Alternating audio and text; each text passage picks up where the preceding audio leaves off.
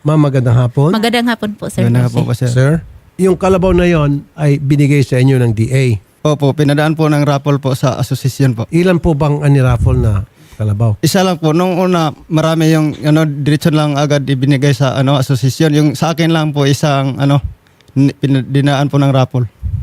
Pinaraffle yung barang ng kalabaw? Yung ang kalabaw po. Hindi doon sa kung sino talaga ang nangangailangan, kung sino ang deserving. Hindi po. Raffle. So, Raffle po. kung yung nakabunot dyan ay wala namang farm, pero siya ay napili sa raffle, swerte siya, parang ganon. Opo. At may pakanap po nito, DA o si chairman? Si Kapitan po ang nag-ano niyan. Hindi naman po kasali si dyan, Kapitan. Dahil hindi po siya Sino member po sa yung asosasyon ninyo? Yung asosasyon dinaan yan sa Lapero Communal Farmers Association po yung yung kalabaw po. So kung nung nanalo po kayo sa raffle, meron pong binigay sa inyo certificate, dokumento na katunayan yung kalabaw ay pag-aari nyo na at napanalunan nyo sa raffle, may mga ganon. At ito ay Wala galing sa po. DA. Kasabutan lang po. Usapan ng verbal. Usapan lang po sa membro po. Okay. Nung kinukuha po ni Chairwoman yung inyong kalabaw, ano po yung sinasabi niyang dahilan? Sabi po na hindi po namin binoto yung kandidato po. Hindi po kasi matatakot. Sabi na, kumuha kayo ng abogado ninyo. Hindi po ako matatakot. Presidente man utol po. Kahit na presidente raw. Opo. Sinabi niya yon. Opo. Kasi Hindi siya siya po. takot kay PBBM. Siya po ang hari daw sa barangay. Siya ang hari ng barangay. Opo. Baka naman sa dagdag nyo lang yun, sir. Meron po sa Sa record nahuli, po, sir. sa Record. video record po namin, sir. Ito Hari siya, sir. napapanga yung asawa ko eh. Sinabi. Buntis pa po ako nung nagkuha ko ng video sa kanya. So, kaya niya kinuha yung kalabaw para magkaliwanagan tayo rito ay sapagkat hindi niyo siya binoto. Hindi po binoto Yung kandidato na po.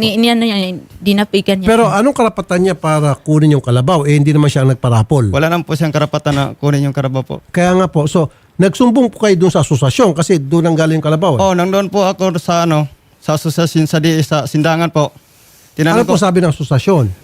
yung yung technician po sa DA po ng pinuntahan. Yung kalabaw po originally galing sa DA. Opo. Ibinigay sa asosasyon. Ibinigay sa asosasyon Tapos po. yung asosasyon pinarafol. Pinarapol po. Ilang pirasong kalabaw? Isa lahat? lang po. At ilan po kayong pangalan nilagay doon sa Tambiolo? Marami po kami. Mga ilan? May nakalistahan po doon, 380 po yung nakalagay. 380? 380 Kayo po. po maswerte na nabunot. Opo. Okay, meron po kayong sinasaka. Meron po. So, nung sinabi niyo po doon sa asosasyon na kinuha ni chairman yung kalabaw, wala naman siyang kinalaman doon sa parapol, ano pong sabi ng asosasyon? Nung pumunta po ako sa technician sa DA, sabi ko po, bakit kinuha ni Kapitan ang kalabaw namin? Sabi niya, sunod-sunuran lang po kayo ni Kapitan kasi siya po ang hari sa barangay. Hari sa barangay? Opo. Mayor siya ng mayor, sir. Sinabi ng taga-DA? Opo. Anong pangalan po, sir? Baby Awis po yung... Baby? kaya niya po. Awis po ang apelido niya. Awis. Opo. Ng DA, sampung... Sindangan po. DA Sindangan po. Sindangan. Opo. Ano po doon si Baby Awis sa DA? Technician po yun sa amin nung kapalit ni Sir Amor po. Taga-meeting sa amin lang magbigay ng may ayuda, may bibigay na abono. technician sa ganun. nagbibigay ng abono, ayuda. ganyan. Diba? Yung binhi. Oo. Siya si Baby Awis. Sabi niya, wala kayo magagawa kasi Dapat ang hari ng sunod-sunuran barangay, lang po, sunod-sunod na lang kayo kasi ang hari ng barangay, Oo. si Chairwoman Marivic Ataka. Opo. Kaya nung pumunta kayo kay Chairman Marivic, sabi ni Chairman Marivic, magsumbong kayo kay Presidente, wala akong pakialam. Opo. Sabi niya. Yan po sabi niya. Pakuhaan, sabi pa niya, sir, kuha kayo ng abogado. Gusto niya pa ombudsman ako. Sinabihan niya kami. Sinabi pa. Opo. Pwede kayong kumuha ng abogado. Ombudsman niyo ako. Oo. Dapat niya po nasabi yun. Hindi ko pa alam. Siguro alam na niya na wala kaming kakayanang, wala kaming pira, wala kaming Kumbaga nilait-lait po Opo. kayo, tinapak-tapakan po yung karapatan kasi alam niya wala kayong kalaban-laban, wala Opo. kayong panlaban. Minata niya po kayo. Hindi po pwede. Dito po kayo ang reyna at hari para sa akin. Kasi importante ito dahil ito mga farmer na kinukonsider natin napakahalaga. Sila nagpapakain sa atin. Ito yung mga mahirap natin kababayan na walang boses sa lipunan, pinagsasamantalahan ng mga nakaupo sa pamahalaan. Tulad nito, Chairman. Na sa halip na tulungan niya sila, bigyan sila ng boses dahil sila yung mga hinalal. Yung pa mga ng api sa kanila. Minata-mata pa, nilait-lait pa. Hindi ako papayag dito. Magandang hapon po, Mr. Campomanes. Magandang hapon po, Senator Tulfo. Mr. Campomanes, Director, kayo po ba'y takot kay Chairwoman Marivic Ataca? Hindi ko po siya kilala, sir. Meron daw po kasing pinaraffle na kalabaw ang DA. Idinan po sa asosasyon. Opo. Ngayon, yung nanalo po sa paraffle, nandito sa amin ngayon kasi binawi ni Chairwoman yung kalabaw dahil hindi raw siya kasi binoto. Hindi siya butante nila. At sinabi pa raw ni Chairwoman, wala raw siyang kinakatakutan at siyang hari dyan sa Barangay Sindangan, Zamboanga del Norte. So, kaya ang tanong ko sa'yo kanina, kung ikaw ba'y duwag, at sorry sir naduduwag din kay, kasi lahat takot daw pati yung si Baby Awis, kilala niyo po ito? Parang yan yung technician ng Sindangan Local Government Unit, sir. Ng DA? Pero namamayapa na ata yan. Namatay na po. Namatay na. Opo. Sumalangit na po ang kanyang kaluluwa. Ano pong kinamatay? Hindi ko po alam, sir. Kailan po namatay? Last year pa ata, sir. Kailan ba binawi yung Baby kalabaw? Awis. Noong 2022 po. May 11. May Nung binawi? Alas 7 ng umaga. Matagal na. 2 years na. Ba't ngayon lang kayo pumunta? Naghintay po kami, sir, kasi nag-ano po kami ng human rights. Tapos na dismiss yung kaso namin. Na walang Hindi po alam hearing. ng ng human rights. Walang abogado. hearing there, sir. Walang hearing? Oo po, na-dismiss lang. Hindi namin alam. Dinismiss ng human rights? Hindi Hindi namin po alam, namin sir, alam kung sino- sinong nag-dismiss. Pero di lang siya human rights. Hindi po Sir, hindi dalawang po beses pa ako pumunta ng Bulwagan sa Sindangan, sir. Dalawang beses pa ako pinabalik. Sa human rights. Sa ano po, taga Bulwagan, Sindangan po. Mr. Campomanes, Yes, sir. this is what you need to do. Ibalik Yes, sir. niyo po yung kalabaw kay Mr. Bernie Del Rosario. Actually, sir, pupunta ako ngayon sa Sindangan to check with this barangay captain. I-ascertain ko kung sa amin kasing programa, sir, hindi kami nagpaparaffle. Pre-identified na yung beneficiaries at hindi po namin i-check namin baka sa ibang sa provincial government na to, sa local government unit, yung programa na ito. Sa LGU po ito, ang pagkakaalam niyo po, sir? Yes, sir. Yes, sir. Local government unit po yan. Hindi po siya sa Hindi siya sa Department of Agriculture po. hindi po pala DA ito. So baka parapol po ito ng local government unit, baka ni Mayor. Sa pagkakalam niyo po, ito po ba ay sa Mayor's office under itong si Baby Awis o sa Governor's office? Municipal government po, sir. So Mayor, Mayor's of Municipal Agriculture Office. Municipal Agriculture Office. So therefore, LGU po ito at hindi po part ng DA yung tanggapan ni Baby Yes Awis. po. Yes po. May magagawa ba kayo dito, Sir Ray? Sir, pupunta ako ngayon on my way kasi sa office. Dadaanan ko na lang itong Barangay Lapero ng Sindangan para to check. Kasi kung sa amin yan, hindi po pwedeng babawiin yan. Correct. Kasi nandyan yan sa isang beneficiary, pre-identified. Kaya siya talaga ang forever na magpadami niyan. At saka sir, bawal ata yung paraffle. Tama ka, pre-identified. Yes. Di ba? Hindi yung paraffle. Yes, i-assess kasi namin ang qualification, eligibility Yes. ng mga beneficiaries. Tama po. At saka, pag sila po ay nabigyan ng kalabaw, mabibigyan silang certification o papeles para doon sa Correct. kalabaw. Di ho ba? Yes, sir. Meron kaming contract agreement na kung Papupunta nandiyan na nga, sa kanila sir. yung kalabaw, Sir. hindi pwedeng ipagbili, ibenta, isanla until intended siya for production purposes. Opo, sige po. Maraming salamat po. Tingnan niyo po, Sir Ray, kung ano po may tutulong niyo dito. Sige, sir. Meron Ganda. naman akong number ni Ma'am Rowan. Doon ko na lang siya tatawagan. Opo, sir. Salamat po, Sige. Sir Ray. Kayo po pala ay nag-file ng kaso sa korte, Human rights po. anti-cattle rustling sa human rights. Opo. Opo. Agad-agad na dismiss. Opo. Na wala kaming papel na matanggap na maghihiring. Matagal na po kami naghintay. Outright dismissal. Opo. Agad-agad nagkaroon ng resolusyon. Opo. Hindi po yan binigay sa amin. Kinuha ko po yun doon sa Dipolog po. Nabasa niyo po itong resolusyon, napaintindi po sa inyo. Opo. Lumilitaw na hindi po niyo naalagaan yung kalabaw at kapag nagkasakit, bigyan ng maayos na medical attention, ipagamot at agad-agad impormahan po yung association president in the event kapag meron pong nangyari sa kalabaw. na lumilitaw, hindi nyo na po ginawa at yun po ang dahilan ng pagkukumpiska Hindi po yan ng kalabaw. totoo. Hindi po yan totoo, sir. Ang pinakinggan lang po nila dyan, sir, yung statement lang po ni Kapitan. Yung kakapitan lang po. Magkano po bang kalabaw?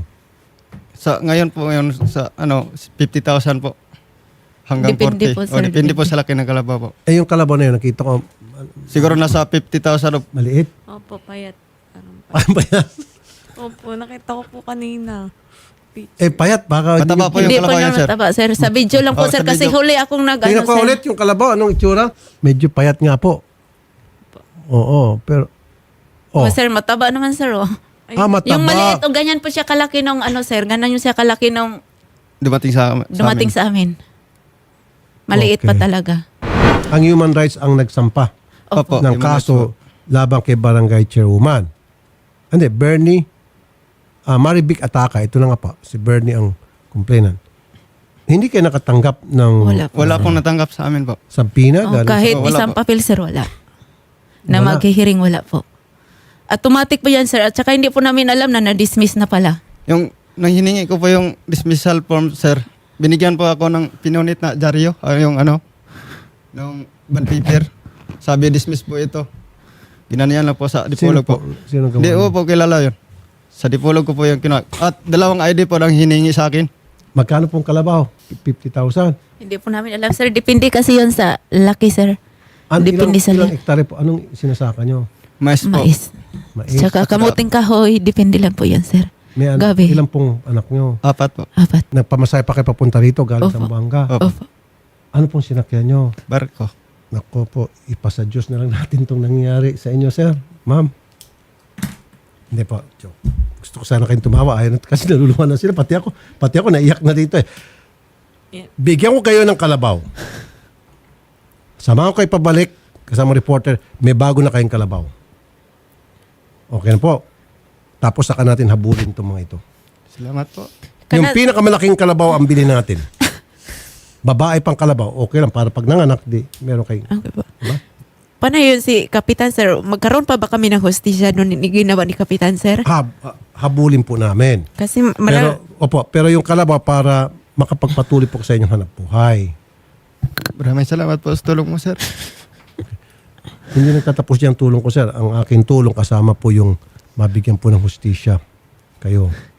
Kasi hindi lang po yung ginawa ni Kapitan, sir. Marami pong blatter dito, sir, na hindi naman po ginawa ng kasama ko, sir. Tapos yung anak ko, dinamay pa niya, sir. Inutusan pa niya na, kunin mo yung kalabaw kasi pipicturan kita para magkaroon ka na ng ebidensya na ganito, ganyan. Attorney Digia, magandang hapon, ma'am. Magandang hapon po, Sen Tulfo at sa ating mga tagapakinig. Hindi ko alam kung gaano katotoo po itong sumbong sa amin ngayon, itong mag-asawang Bernie and Marilyn. Sila po ay nagsampa ng kaso laban sa isang barangay chairwoman na ninakaw, hinila yung kanilang kalabaw to the human rights sa kanilang lugar sa Zamboanga del Norte. Ni si Hay, ni si Hoy, wala man lang sinatanggap na dokumento galing sa korte kung ano na nangyari sa kanilang kaso isinampa.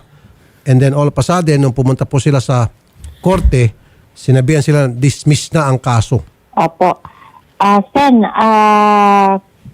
tutulong po ang ating regional office sa mag-asawang Bernie at Marilyn at titignan po natin ito pong kanilang reklamo. Na-dismiss po ang kaso. Opo. Tatawin po muna natin si Chairwoman po ano po yung basihan niya ng paghila po ng kalabaw, ano po. Tapos titignan po natin kung may remedyo pa po sa korte. Kung meron pa po bang paraan para maapila pa po yung kaso. Opo. Ito rin po ang gusto ko i-request sa inyo, attorney. Yes po. Parusahan niyo po itong tao niyo dyan sa Zamboanga del Norte na nagpadalos-dalos at naging pabaya po sa kanyang tungkulin. Opo. Pwede yes, ba? Sen. Tignan Opo. po natin yan. Next week po, Thursday, I'll be here. Babalikan ko po kayo at gusto ko po malaman kung ano na po ang ginawa niyong disposisyon laban po doon sa tauhan nyo doon sa Zamboanga del Norte na sa halip na tulungan, kaawaan itong mga pobre, binaliwala po, attorney. Opo, Sen. Humingi po kami ng pasensya at nakakaasa po kayo na may update po ako sa inyo next week. Sige po. Salamat po, ma'am, attorney Jackie Digia, madam. Thank you po. Maraming salamat po, Sen. Thank you po. Yung pong hustisya, kukunin po natin. Salamat po. Kung kinakailangan, ipatatawag ko pa sa Senado itong si Chairwoman, Salamat po. itong yung boss ni Baby Awis. Opo. Siyempre may boss to. Opo. Kasi di ba may mga sistema silang parapol na bawal ito. Opo. Ito ba ay normal na gawain doon sa lugar nila? Kung normal na gawain, then this has to be stopped. That's why we have to pass a legislation na ipatigil na kung ito ay normal practice sa iba't mga probinsya, patigil na yung pagpaparapol-rapol ng mga kalabaw. Sir, nung pumunta rin kami din sa DILG nung pangyayari nito, sir, sabi lang din ng DILG na lahat kami sunod-sunuran lang dahil ang kapitan ang under custody kami lahat sa barangay. Nung pumunta kami sa DILG. Tapos sinabihan kami ng DILG, sir, na kung may reklamo kayo, doon kayo sa SB magreklamo. At saka bago kayo pumunta doon, magkuha muna kayo ng abogado. Hindi na kami nagkuha ng abogado kasi pamasahe nga lang papuntang lungsod, sir. Hirap na kami, 300 yung pamasahe. Kaya may nagsabi kasi sa amin sa DILG, kasi kapitan yung ano nyo, pumunta muna kayo ng DILG. Pumunta kami doon, yun lang din yung sabi ni kapitan. Under custody kami ni kapitan. Alam mo, ito yung sinasabi. Pinaikot-ikot kami, sir, papunta doon. Tapos tatakutin ko na abogado porkit wala kaming pira pang ano ng abogado. Sinasabihan nila kami na kuha kayo ng abogado para doon. O mag-file kayo ulit. Ito yung sinasabi ko, Marcia. Yung sabi ng isang activist, sikat na activist sa Amerika, the opposite of poverty is not wealth. The opposite of poverty is justice. Hustisya ang kailangan nila. Dahil sila ay mahirap lamang mailap sa kanilang hustisya. Tama po itong pinuntahan nyo. Pinapangako po sa inyo, Opo. makakamit nyo pong hustisya. Marami na po kami pinuntahan doon, sir. Kaso lang natatakot na po kami. Baka baliwalain lang na naman kayo. Tapos ilipat-lipat, pasa-pasa na naman kami kung saan kami pupunta. Grabe Okay itong lang. ginawa sa inyo. Kasi Injustice to. Kasi pinagsamantalang kayo kasi alam na mahirap lang kayo. mahigit 1 taon na po kami naghintay nito, sir, kasi akala namin may hustisya kami sa human right. Tapos pagpunta namin doon, wala na pala. Dismiss na pala, na wala man lang kaming opinion. Kakapitan lang yung opinion na sinulat nila dyan. Mula sa barangay, sa DILG, Commission on Human Rights, inapis sila. Ito yung sinasabi ko na naman. Dumaan sila sa hustisya. Nagpunta sila sa Commission on Human Rights. Nagsampa ng kaso sa korte. Na-dismiss. Nilait sila ng barangay. Hindi sila pinansin ni Mayor. Maging yung DILG, binaliwala sila. And that's why they came to us. Dito po, ma'am, hustisya makamit nyo. Attorney Garrett, magandang hapon. Yes, magandang hapon po, Senator. Attorney Garrett, nakamonitor ba kayong lahat dyan sa Senate? Yes po, bibilang po kami ng kalabaw dito, Senator. Pinapanigurado po namin walang Okay. mababawi. Well, ang gusto ko, mahiring natin to. Patatawag natin yung Commission on Human Rights. Patawag natin yung mayor o yung Agriculture Department ng LGU ng Yes. Zamboanga del Norte. Patawag natin yung barangay chairwoman. Okay? We will list it down, Senator. Kasi napakalaki injustice ang ginawa dito sa dalawang pobre nating complainant. Pinaikot-ikot sila ng sistema. Kaya napunta na sila Yes, dito na po, masahe, sumakay ng barko para may ng tulong. Yun nga po, Nakakainit ang ulo. Senator. Ang ano po dito, Sen, is hindi siguro naalala ng mga barangay officials natin na nagbawi ng benefits nila, ng kanilang natanggap, no? Kung gaano ka-importante yung isang kalabaw para sa pamilya nila. So, we can definitely hear this, Senator, because it's supposed to be already given to them. They have all the rights to it already. Kumbaga property na po talaga nila yan. Wala pong wala akong mahanap justifiable reason kung bakit po babawiin pa. Maasahan ko ba ito na the soonest na possible? We'll have it heard, Senator, and once it's referred, i-follow up ko po sa office mismo ng Senator na mababagsakan po nitong committee. I think it will Kung be kinakailangan mag-follow up ako, akong kakatok mismo sa pinto nung kasama ko senador, kung sino man yung Yes. under yung DA para ma-hear ito. Yes po, Senator. Is We'll this make under sure sa po DA? Hindi sa DA inaaral kasi ko po, Ha? Ano po, Sen, sa... LGU Yes po. Baka nga po sa Blue Ribbon pa po ito mapunta because it's about government accountability na po, Senator. It's not a simple execution of the program lang na nangyari. Because technically, Senator, the program is already done and executed. Kumbaga, may beneficiary na po nakatanggap ng dapat ibigay. Tingnan mo kung Blue Ribbon ba ito, kung doon sa LGU. Kasi LGU may problema talaga eh. Yes po, baka sa local government committee, it's maybe in one of those committees that's handling a local government issue po, Senator. Kasi, kumbaga po, the DA has already done its job. May nabigyan na nakarapat-dapat. Ano ba Human Rights and Justice? Ito? Definitely, Sen, because it's almost tantamount to the government stealing property from a citizen po. Sige, doon sa Human Rights and Justice, doon natin i-refer at gusto ko by Monday may file ng resolution and then in less than a month, by hearing na natin to. Ako po ang bahal Yes po, pamasahin ninyo papunta rito. Sige, salamat Attorney Garrett. First things first, may kalabaw na po kayo. Yan, pinapangako ko po sa inyo. Salamat po, sir. At uwi po muna kayo kasi yung hearing baka isang buwan pa po yung dahil kakausapin ko pa po yung committee chair ng magdidinig nitong kaso ninyo. Salamat In the po, meantime, gusto po aeroplano pa uwi. Nakasakay na ako kay aeroplano. Hindi pa po, barako lang po. Okay ba sa inyo aeroplano? Okay na po. Sir, Okay lang po. sasamahan po kayo ng reporter namin papunta doon sa probinsya nyo. Sakay po kayo ng aeroplano. Salamat po. Ano gusto nyo, PAL o Cebu Pacific? Kahit ano lang po, sir, nagbarko nga lang kami promo para lang makapunta rito. Saan kayo tumutuloy dito ngayon, ma'am? Kahapon pa po kami dumating, sir, tapos nakituloy kami sa sa kapatid niya. Kwarto lang ni maliit. Nakisiksikan lang po kami. Kahapon pa po kami dumating ng alas 3. Alas 3? Opo. Tapos gusto ko sana namin pumunta dito kaso lang hilong-hilo kami sa sasakyan eh. Oh. Kaya nagpahinga muna kami ganina madaling araw kami nagpila dito. Oh. Okay. Akin ang wallet ko. Bigyan ko kayo ng 10,000, tigil 5,000 kayo. Stay ko kayo sa hotel. At siguro po mga Sunday, aeroplano po kayo pa uwi. Kasama Maraming na po yung salamat. pera, pambili po ng kalabaw. Ano Maraming salamat po, sir. po? Bigyan natin ng 10,000. Ito sila. Para meron kayong panggastos-gastos dito. 1, 2, 3, 4, 5, 6, 7, 8, 9, 10. Pakiabot kila ma'am. Saka sir. Sige po. Salamat po sa tiwala. Sir, Maraming salamat po, Punta. sir. Okay. Kasi hindi na po namin alam kung saan kami lalapit eh. Wala na po kaming choice. Tama po itong ginawa nyo. Hindi ko kayo nagkamali at sisiguraduhin ko po hindi po masasayang inyo pong paglapit sa amin. Salamat po talaga sa tiwala. Maraming salamat po, sir. Opo. Punta po kayo doon kay Odette para yung reporter po schedule na yung sasama sa inyo saka yung pagbili ng kalabaw at of course yung pong hotel. Ipa-hotel sila. Okay? Salamat po, ma'am. Maraming salamat, May sir, dala sa kayo mga tulong. damit nyo? Meron Meron po. doon sa doon sa kapatid niya. Diyan lang po sa O, pick upin po natin, tapos dali natin sa hotel.